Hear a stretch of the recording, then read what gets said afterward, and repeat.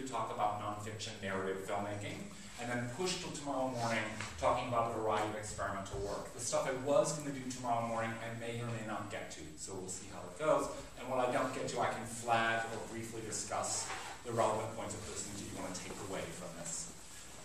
So what I'm going to do is go back and I'm going to show a sort of range of movies from very, very different sources. Ranging from Hollywood films to European films to independent films that have all in some ways based upon factual source material, either derived from true stories or from biographical writing, or using documentary strategies, or in some cases actually documentaries. We talk about sort of the ways, techniques that these films were made, the strategies of making them, how they were put together. So the first film I want to talk about is a film called, I'll go over that. It's a film called I Am a Fugitive from a Chain Gang. It's directed by Mervyn LeRoy. Mervyn LeRoy directed The Wizard of Oz. It's from 1932, so this is actually a film from before the production code. This is a film from prior to the time that representation in America was clamped down, and what you could put on the screen was censored by the so-called Breen office, the production code office. This film is based on an autobiographical novel of a man who was incarcerated in the south of America. He was actually in the state of Georgia, and he was falsely accused of a crime and put into a very hard labor camp, basically, a chain gang, where he was forced to be chained and work all day under sort of brutal, punishing conditions. The scene I'm going to show you, the star of this film is Paul Muni, who's a very, very famous actor of that period of time in the early 30s, often played in sort of socially conscious films of Hollywood at the time. And if you've seen the movie Oh Brother, Where Art Thou? By the Coen brothers, you are now going to see one of the major sources of that film. This film is the sort of reference point for that Coen brothers movie. The scene I'm going to show is probably about 40 minutes into the film, and it captures light out. About 40 minutes into the film, he's spent a significant time on the chain gang. He's frustrated and he's decided to finally make a break.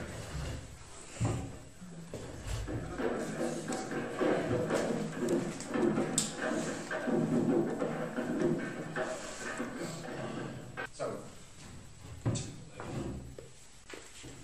I think there are a number of things that are really interesting about this example. I think first of all is the idea of this socially engaged piece of work that was based on an autobiography that actually resulted in the change of social policy. This film, insanely, changed the policy of chain gangs in the United States. After the release of this film, chain gangs were dispersed, and so the kind of idea of socially engaged film that was a narrative, dramatic film that actually had the impact of impacting social change, I think is really compelling. And this is essentially a Hollywood film. This was made as a mass entertainment. It wasn't made as a sort of socially engaged didactic film. There was the intent to expose the sort of raw mistreatment of prisoners in the South. But at the same time, I don't think there was any expectation that there would be policy change that resulted from the film. I think in terms of looking at the film from a grammatical point of view, structural point of view of filmmaking, it's interesting to think about one of the things that's often written about the early films of the sound era. Sound recording begins more or less in 1929, 1930 in that transition. And by 1932, sound had all but replaced working in silent film. Often people say that the expressionism and freedom of the camera had been completely obliterated by the introduction of sound. The cliche of this is that in the early sound era, you'd often see dialogue scenes of characters leaning over a vase and talking to each other because the microphone would be hidden in the table. But this is incredibly expressionist filmmaking.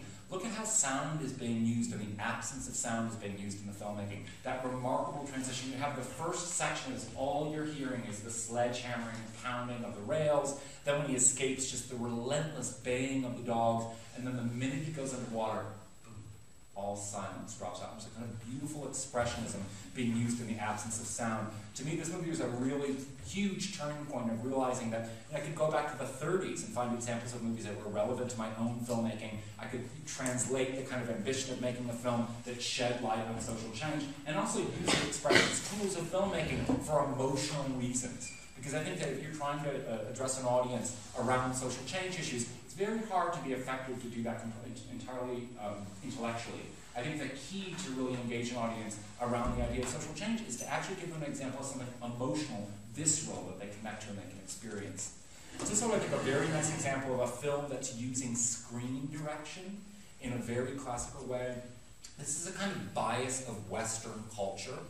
But within Western culture, and you'll see this consistently within the cinema of the West, the notion of left to right screen direction generally expresses order, valor, heroism, symmetry, and right to left screen direction is chaos, discomfort, so anxiety.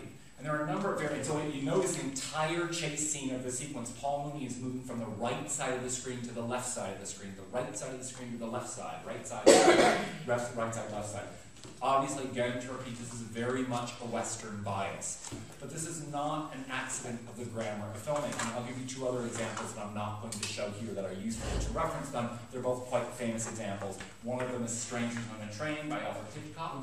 Look at the beginning of the film. Look at character introduction. The hero of the film moves left to right. The villain of the film moves right to left. Screen direction is absolutely used for characterization, and there's a kind of expressivity, there's a kind of unconscious expressivity of the movement of characters on screen, which I think is super compelling. It's, you know, when you think about staging a scene, a lot of times we think that we're just recording physical action, but in fact, filmmaking is about translating physical action in order to express the meaning of the movement. The other film I would reference you to is a film by David Lean from the mid-1940s called Great Expectations, a very famous film. I assume you know the Dickens novel that it's based upon. If you look at that film and you look at Pip's visit to Mrs. Havisham for the first time, it's about maybe 30 minutes into the film. It's a remarkable sequence.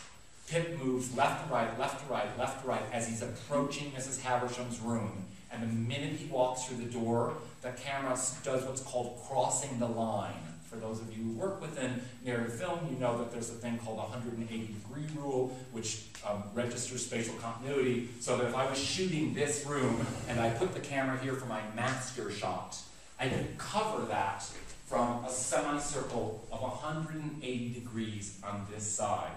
To flop the camera on the other side of the line causes geographic confusion in that first cut. And when you look at Great Expectations, we go left to right, left to right, left to right. He reaches the threshold of the door, and the camera, boom, crosses the line, and suddenly the movement is registered as right to left. And that kind of unconscious meaning, that kind of unconscious translation of screen direction and movement is very much used in the grammar of movies in the 30s, 40s, and 50s. This device of screen direction carrying meaning has sort of dropped from favor. It's not so commonly used. But I think the grammar, going back to look at the structures of these 30s films, 40s films, and 50s films, of the idea of using sound, for instance, expressionistically, or character movement expressionistically, really inspiring and really useful in my own work. It's something that studying and looking at these older films, and particularly because I'm often working in a period idiom. I'm trying to think about how do I express period. I think that there's a mistake when we think of period filmmaking, when we think of filmmaking that's historically located, to think that the way that period is expressed is mostly through the mise en scène. In other words, when we talked before this morning about the idea of, oh, period is expressed by the wallpaper and what the character's wearing, the props they handle. But period is also expressed by the attitude of the camera towards the characters, through the so-called camera staging.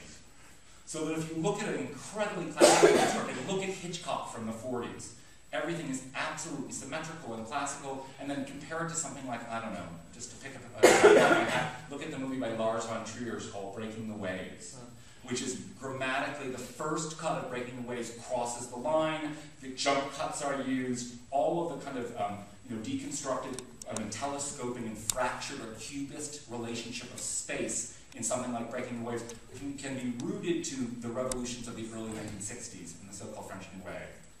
The movie Breathless is often given maybe way too much credit for being the watershed movie that helped to sort of explode the idea of rational space. But you certainly can look at another movie. There's another movie called Cleo from 5 to 7, directed by Agnes Varda. That's a movie from almost exactly the same time as Breathless. Personally, I sort of prefer it as a first feature. I think she's a bit of an undersung hero of the French New Wave. But in that film and a number of other films, you see this kind of radical explosion. And I think it's an interesting thing because now when we make films, we can choose to use a kind of classical symmetrical grammar where you show somebody move through a space in a very rational way and the audience follows it, and that carries a certain degree of meaning in a story itself, or we can explode space, we can fracture space and create a kind of destabilized effect just in the way that we stage the characters. What I'm really pointing to is, it's like this morning when I was making the example that the architecture of editing actually has meaning. I think the architecture and the attitude of the camera, of the structure, carries enormous meaning in narrative cinema. And it's one of the things that, personally speaking, as a film, it's one of the central ways I think about staging a scene. First, I think about, what is the central conflict in the scene? What do the characters want in the scene? My first analysis of a dramatic scene is always from the perspective of the actors. What do they want? What stops them from getting what they want? What is the so-called turning point in the scene? Generally, very well-structured scenes have a character who comes in, so I want from Aquila, I come in and I say, I want that money back. And instead of getting the money back, Aquila says to me, my mother just died. And I expect to get money back. The last thing I'm expecting is to find out my mother just died. And that's a turning point in the scene, where something unexpected happens out of the opportunity in the scene. And I think turning points and the idea of intention are really important in terms of structure. I think you first have to understand what the turning point is dramatically.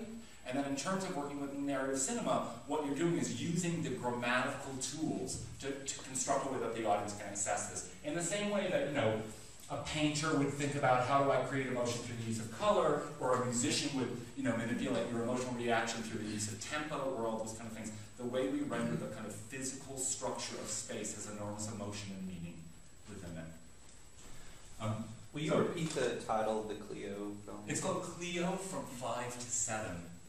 And it's directed by Agnes she's French, Varda. Agnes Varda was married to a filmmaker named Jacques Demy. Jacques Demy is famous for a number of movies. Jacques Demy made a movie called Lola, which was his first feature. If you're not knowledgeable about French New Wave cinema, you should be. If you're interested in film, you should be looking at the early 60s, because I think the early 60s were a kind of watershed moment within cinema history, just like maybe, the beginning of modernism was, when Cubism happened and space was exploding and a revolution was going on. There's a kind of radical transition from 1959 to 1965 in a lot of films. Godard, Jacques Demy, and Agnes Varda, 3 of the people. There are a number of other directors, and it's not only relegated to France. France gets a lot of credit for it, but a lot of the revolution happened within France. Interestingly, a lot of those films are drawing on American film noir of the 1940s and 50s, and they're sort of a reinvention and a rethinking back, and even looking back to films like I Live Fugitive from a Chain Gang. They're movies that are referenced in that way as well. There's an incredible film by her. She teaches here, actually, occasionally. I don't know the last time. Does anyone know when Agnes Varda was last at EGS? I know she's been here. I know she's been here a number of times. I'm always wishing she'd be here when I'm here, because I just would follow her around like a sad puppy dog. I love you. She made an amazing, there's a number of films. There's a film called Vagabond, which many consider to be one of her most important films, which is a mid-career film from her. And then more recently, she made a really compelling documentary called The Gleaners and I, which is a film about garbage pickers in France. Sounds like a very eccentric topic, but it's a really beautiful lyrical film about the meaning of people, like what is refuse and garbage mean in our culture, and what does it mean people going from place to place collecting this material, dealing with this material. So I'm going to announce you to another movie. This is a movie called I Am Cuba, Soy Cuba. It's a film from the early 1960s. It's directed by, this is all on your syllabus, the information that you want later, it's directed by Mikhail Kalatozov. It's from 1964. It's an extraordinary film. I'm going to only show a little bit of the section of this film. One of the things that, and I assume I'm not going to really spend time in this context showing the movie I think probably most of you know, but the movie Boogie Nights is hugely influenced by Soy Cuba. There's a scene in Boogie Nights that is, I'm going to show you a clip from this film that shows as it opening the film. Basically, I Am Cuba, Soy Cuba, is a story about the Cuban Revolution. It's set in Cuba. It's basically following the events. It's a narrative, dramatic film that looks like a documentary starring non-actors drawn from the Cuban population, but made by a Russian director and a Russian writer as a collaboration between the Russian government and the Cuban government, ostensibly as a propaganda film. And so it was supposed to be a kind of heroic manifestation of the Cuban Revolution. Interestingly, many Cubans did not see this as a Cuban film. They saw it as a Russian film. you'll see when you see the grammar of the film, it's very much in the kind of idiom of so-called Russian cinematography and Russian filmmaking. But it's a very interesting experiment because they're basically using the tools of narrative filmmaking and hybridizing them with documentaries. So they're, you know, instead of using actors, it's a use of non-professional actors in the context of it, but, you know, and using the tools and techniques of documentary shooting in a kind of very flexible way. A filmmaker I may or may not have time to show in this time here, but bears noting in the context of this, is Robert Bresson, the French filmmaker. A number of his films would be, you know, two films that would be very important to see of his would be a film called Pickpocket from the late 1950s, and also the film called Mouchette. Mouchette is M-O-U-C-H-E-T-T-E. Robert Bresson is hugely influential these days, I think, as a director for a number of reasons.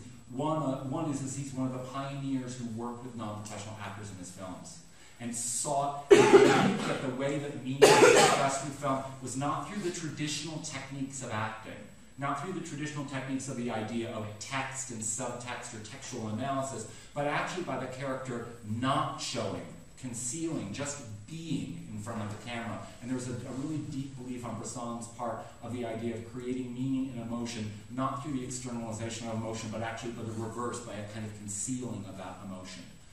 You see a number of movies that have been very influenced by Mouchette. For instance, it's really interesting, I assume most of you know the movie by Wong Kar-wai called In the Mood for Love.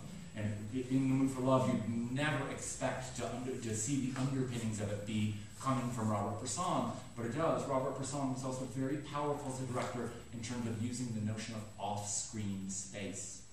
And by off-screen space, I mean in filmmaking, what you do not put on screen can often be the most powerful thing in the film. Because activating off-screen space, activating what is not on the frame, creates enormous tension for the audience because what we imagine is always stronger than what you can put on the screen. And as a filmmaker, when we talked this morning a little bit about the notion of the obligatory scene, personally speaking, when I think of my obligatory scenes, the first thing I think about is how can I use off-screen space to make the audience feel like they saw something they did not see. So, for instance, in Savage Grace, in the murder scene, audiences all the time say, oh my God, that stabbing is amazing. And I'm like, but you never saw the knife go in or out. Because I left it off screen and I left the tension off the screen. So what you see when the stabbing happens, instead of any graphic thing, is you see the characters swiftly come together and almost look like they're going to kiss for a moment. And then you realize, oh my God, she's been stabbed. And that notion of what you do not put on screen, I think, is key and critical in terms of the meaning of what we do, of what we put on screen. Frankly, it's the same thing with writing or painting or any other medium. I mean, isn't all of the work we make about removing? Isn't most of our best work about sort of when you're writing a text that you puke out tons of stuff and then go through it and you start to discover, okay, I wrote 50 pages, but in this there's like 18 pages of material that's really worth looking at. And that what your job a lot of times in rewriting or reconstructing work is about editing, about removing, taking things away. So I'm going to show two short scenes from this film. The first is just the opening of the movie, more or less the opening. It's not the absolute first scene, but it's one of the first scenes of the film.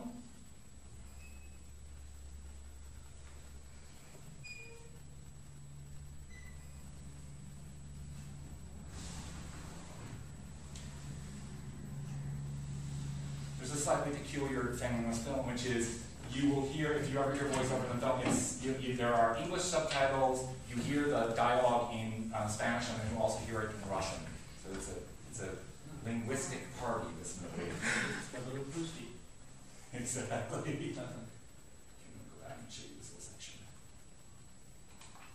So wait, they speak both Russian and English? No, the movie was recorded in Spanish, but because it was released also in Russian, so you hear dialogue track in Spanish, then you hear the translation of it in Russian, and below you see English subtitles.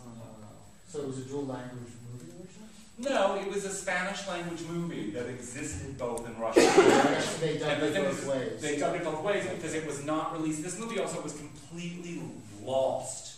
This movie was shot in 1964. It went out in the Mikhail Kalatozov had been a sort of well-known Russian filmmaker. He won a prize in Cannes for a film called The Cranes Are Flying in the late 1950s. And this film was supposed to be movie, go on the international festival circuit, but it was seen as propaganda at the time. The United States never screened the film in the 60s, obviously, because we had such a fraught relationship with Cuba. So it really wasn't until, I don't know the exact year, but I would guess it's probably 1994, 1995, Scorsese and Coppola sponsored the re-release of this movie. And if you watch Boogie Nights, so the scene I'm going to show you is the scene, the scene in Boogie Nights is the party scene where you see Mark Wahlberg in the swimming pool. It's staged identically. I'm not blowing the whistle on P.T. Anderson, he admits to it, of how influenced he was by seeing this film and how excited he was by that sort of visual grammar of the film.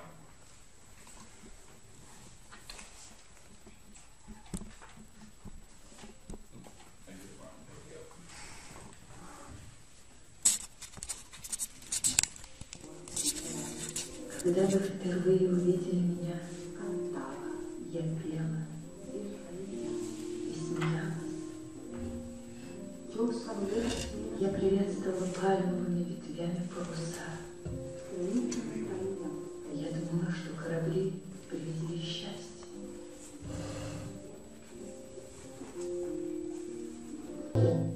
So, what may or may not be apparent in a single viewing of that scene is that both of those scenes are shot without cuts. They're shot and it's a long single take.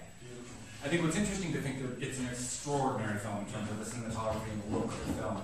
I think it bears noting or thinking about, again, when we're talking about camera staging, that within narrative cinema there's a long history of the notion of camera staging, and you can divide it into a number of camps. One of the divides that you could split between the camps is characterized by two film critics or two writers. One is Eisenstein, and the other one is Andre Bazin.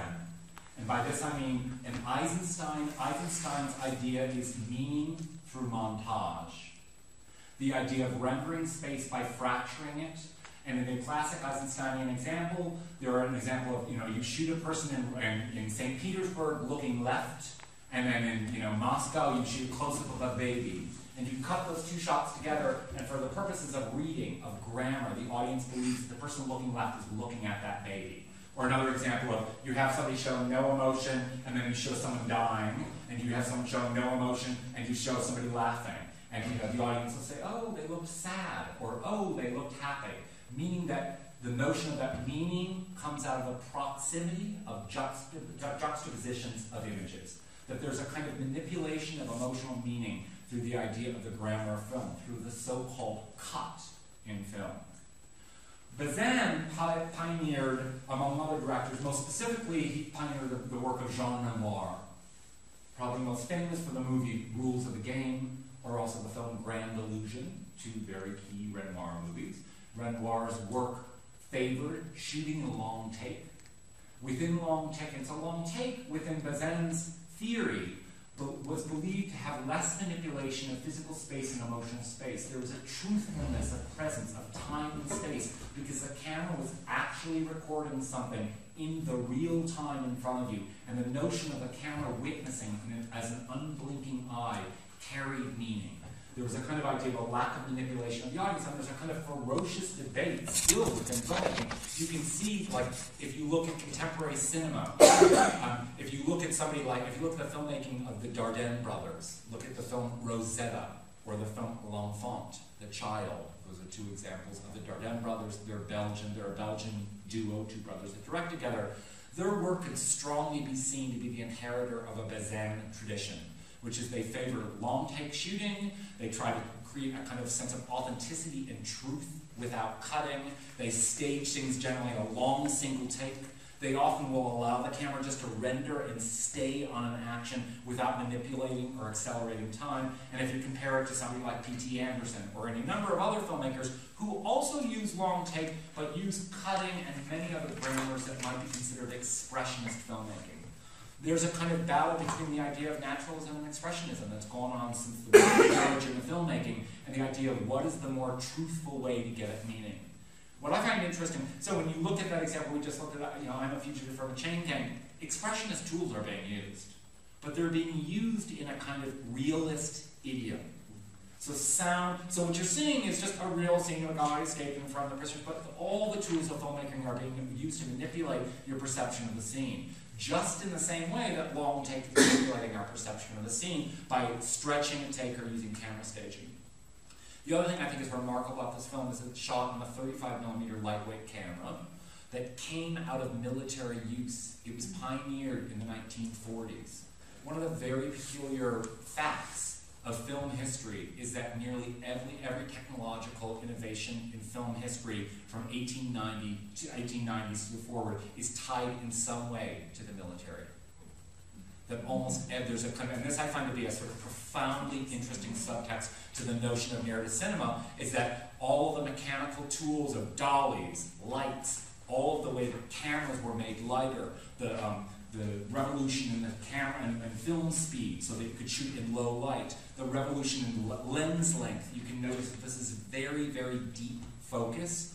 All of those techniques came out of the need to do war reportage or use cameras for purposes of surveillance and the rest of it. And that much of what happened in classic Hollywood cinema and also independent cinema benefited from the legacy of militaristic uses of the camera. It's a kind of interesting hidden history, I think, in the storytelling, the movement and the work of film history. I want to move forward and show one more clip of this film, which I think is just is worth looking at. What you'll see if you see this movie, which is readily available, is that the movie is basically entirely constructed around long take. Everything is shot in a single take like that. There is virtually no cutting anywhere in the film, which is an incredibly difficult thing to achieve, and also creates a very particular meaning. Is there a connection between the, like Eisenstein's style of using montage to create meaning and like Hartfield's approach in his photography? That's a really interesting question. I mean,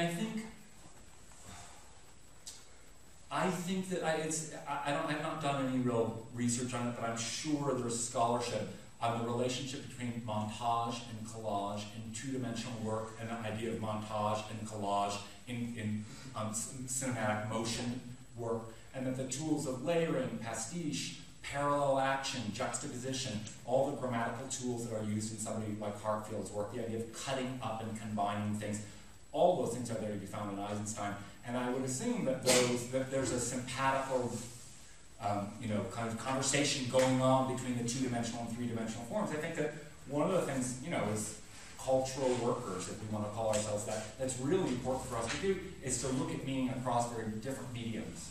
Because what's going on in painting in the early 20th century is mirrored by what's going on in filmmaking. And that there's a dialogue between what's going on, if you look at experimental prose writing or fiction from the 50s and 60s, the novel explodes almost exactly at the same time. In the late 50s and early 60s, there's an explosion in techniques of novel writing that mirrors what happens in the French New Wave. I think there's always a kind of dialogue and a culture across mediums. And I think one of the things that you can extract a lot of understanding both about how to render a period of time is looking at those grammatical changes, but also thinking about bringing them to a present day. So what does it mean to shoot a scene with a long take and a wide lens? How does that lend meaning to the scene versus cutting the scene? I think all those things carry, there's a kind of hidden meaning attached to them. The scene I'm going to show is quite late now in the film.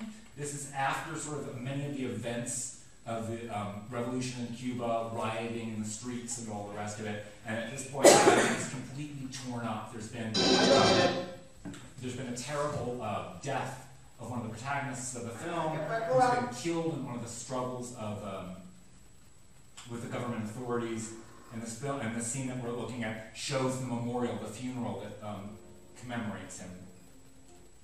Go forward this way now. I'm looking for 145. And when you look at the scale, just looking at fast forward, it is incredible what's achieved in this film. I mean, the scale of the film corresponds to the riot scenes and all of the kind of incredible visceral quality, and also reenacting what had just happened in the country a short time afterwards is one of the kind of really remarkable aspects of this film, of how life imitates art, imitates life. There's a kind of incredible feedback loop between this material. So this is right after the events of this time. This is a kind of memorial service to recognize the slain leader in the revolution.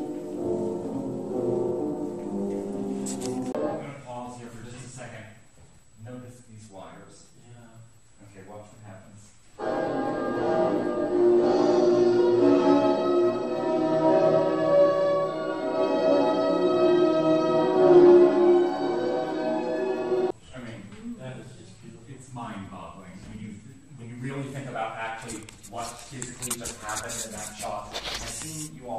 that in order for a camera to be operated, there is a camera operator. Someone is physically holding the camera and shooting. So, in today's standards, we have tools like Steadicam, and we have cranes, and we have dollies, all of which are tools that allow the camera to flow up and move around. In this film, characters, like in the first scene we saw, that camera, the camera operator would step onto a small platform like this, and then like a dumbwaiter, they would lower him on ropes. Then he'd step off the platform, or look at the transition when he goes to the swimming pool. He walks to the edge of the swimming pool, and there's a second camera operator standing next to him, comes into the frame, there's a handoff, and the camera goes underwater. I have watched this many, many times. I have no idea how the camera goes from the cigar rolling sequence to go over the flag and off. Obviously, those cables are how the camera's doing it. But what happens? They attach the camera operators by a harness to the thing, and he's rolling out there. I was thinking they attached the camera to something. Yes, but the camera itself, unweighted, uncantilevered, you have to have would an just be operator. going like this, and you have to have an operator. Yeah. At that time period. Their camera could not physically operate without an operator. There's no way they could. I think. And so now, today technology, what I find really interesting is we have all these incredible tools now. Like there's a radio-operated balloon camera. Right. There's a camera where you can put a camera within a balloon, and there's a little motor. And you see these in like hideous Hollywood movies. The camera zips under the table, does all these crazy things, and that's an amazing thinking tool. you'd have to have like a climbing harness, and then you'd have to have two other people with a line to hold the person in place so that they're not going back and forth like that. Totally. Yeah. And also, look at the shot. Yeah, The it's shot so smoothly steady. goes all the way Very up to the smooth. edge of the thing, and there's no moment of hesitation or the rest of it. Right, it goes. It's like they go right over the flag without any sort of hang up. I mean, when you see the camera person get off the ledge when they get to the top, and then when they get into the cigar room again, there's that little movement where they get off of the whatever they're standing on that lifted them up. But What I can say from a technical standpoint, and this I know for sure is the truth, is that, and this is something you probably, if any of you have worked even in a basic way with a video camera or anything, if you put a camera on a wide-angle lenses correspond with a shorter number on a lens. So lenses are usually defined, like a zoom lens on a video camera is usually defined by its minimum length and maximum length. So, a 28 to a 200 means it's 28 millimeters to 200 millimeters. A 28 millimeter, just so you have a point of reference, a 50 millimeter lens and 35 millimeter is said to correspond with traditional human sight. So if I'm standing right here and looking at you and I have a 50 millimeter camera, what I'm going to see is a medium close-up like this. The shorter you render the lens, the deeper the space becomes. When you go below about a 28 millimeter lens, you start to have curvilinear distortion. And when you go to a very, very short lens, you have incredibly deep focus like you do in this film. Short lenses mask camera movement. You've probably seen this before. If you have a telephoto lens on your camera and you walk, the shot goes like this. So one of the things this film is taking advantage, obviously, is the grammar of the lens itself, and using that very short, very wide lens to minimize the idea of shaking. What I also find really interesting about this film is the kind of synthesis of a kind of virtuoso physical, technical rendering of something that's also deeply political, deeply felt. The proletariats in the cigar, they're still like in a boiler room outside, even though the revolution is still going on. The proletariats are still moving. No, exactly. Yeah. No, there's a kind of incredible way I think the film both tells a narrative story and also captures the truth of a kind of texture and life of Havana during that period of time by setting the film actually within the place itself. This technique, the idea of staging a real scene in a real location for the meaning of it, is really powerful. And although my work doesn't correspond in any way to I Am Cuba in that way, the notion of going to Spain in a castle 800 years old and having that place infuse everything in the film really was something I began to understand. That you can build and try to construct things artificially, but film is a medium of also, there's a kind of truthfulness in what we see and what we feel in the film. Okay, I'm going to go forward now. Again, I just want to move through a lot of examples today and try to sort of make comparisons and connections between a bunch of different samples, maybe some movies you know and maybe some movies you don't know. This is a very, very eccentric movie. It's called Who Are You, Polly Magoo? It's from 1966. It's directed by the fashion photographer William Klein. And it's one of the very few films he's made. Very similarly, and kind of with, obviously you'll see in a minute, the subject matter is so different, but it is related to I Am Cuba, which is, it's a film set in the Parisian fashion world of the mid-1960s, populated by members of the Parisian fashion world of the mid-1960s, but used to tell a sort of dramatic story. And there's a kind of confusion of the both reality and fiction in the film that I find very interesting. Basically what it is a kind of eccentric portrait film of this fashion model who is not a real person named Polly Magoo, who is played in the film by a real fashion model.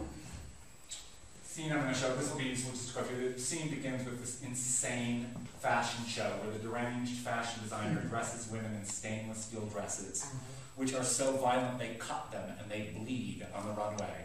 And the designer's like, you must bleed for my fashion, and it's a kind of parody of the idea of the misogyny of, manipulating the female body to correspond to some kind of artificial idea of beauty.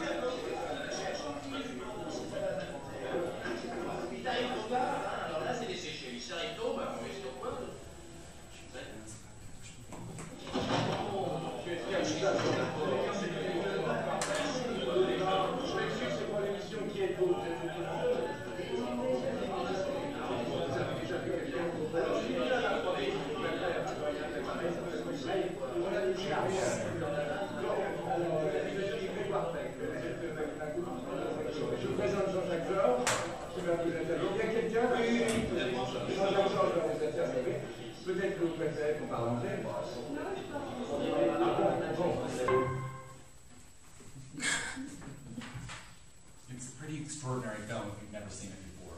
I think it's a film that's a super intriguing film in terms of the way that it anticipates many things in our culture that we now take for granted. The notion of the cult of celebrity, that kind of fixation on that kind of superficial world of fashion. And this movie is really, I think, intriguing. It's poised right on the knife's edge between a kind of celebration and critique. On the one hand, it's sort of like, it's made by a fashion insider. It's starring all these models. It's very much inside the world. It's using the tools of documentary. And at the same time, there's a kind of meta frame around the film that's critiquing this fashion world and also using many, many different tools of shooting. We're seeing a scene, we're seeing a verite documentary scene shot within the grammar of verite documentary of a verite documentary crew filming her. Then we transition from that to, using clips of a screening room as if we're watching a film print. We fluidly move to the screening room of seeing them and evaluating it, and then going into still images, and then going to this commercial and the rest of it. That kind of explosion of film grammar in this is really, really sophisticated for a film in the mid-1960s. It also really reflects kind of the cusp and the aftermath of what happened in the French New Wave and how some of those tools and techniques made possible a whole different way of going about storytelling. I assume, or maybe you don't know, that there's a filmmaker named Chris Marker, who's a French filmmaker, who made a very famous film called La Jetée, which is La L-A, and then Jetée is J-E-T-E-E. And it's a sort of landmark experimental film. It's a sort of futuristic film that's made about it's a kind of speculative film about the future that's made entirely using still frames. So that instead of using the moving image, the film is constructed, so it's a moving motion picture film that's constructed out of a static image. And this idea of using the static image in a moving format, which Chris Marker is very much credited for, you find in other examples in the mid-60s, like Who Are You, Polly Magoo? I think it's all on YouTube, too. I'm sorry? I think the whole thing is on YouTube. Of this film? Of La Jetée. Yeah, La Jetée is easily gettable on YouTube. And if you don't, it's one of the kind of, if you don't know that film, I think it's a kind of very key film to know about in terms of, it's a much sort of, it's a well-regarded film, but it's also a very interesting film in terms of speculative technological science fiction. It's a film that was kind of very prescient about the idea of visualizing or thinking about the future. It's also a film that was very bold grammatically in terms of how it went about constructing its storytelling. What I really want to point out is the idea that filmmaking is incredibly, narrative filmmaking, which is often, constituted as a kind of very rigid a rigid model of filmmaking, can be, depending on the maker, exploded and used almost every sort of kind of technique in terms of getting at, and all the tools of filmmaking, camera staging, the use of what you put on the frame, the style of cutting, all of those things I think are contributing to the architecture, the meaning of scenes. If you've not seen this film, it's available through the Criterion Collection. It has a sort of less expensive line called Eclipse, I think they're called. And it's easily gettable. For a long time, you weren't able to get a copy of Paul Magoo.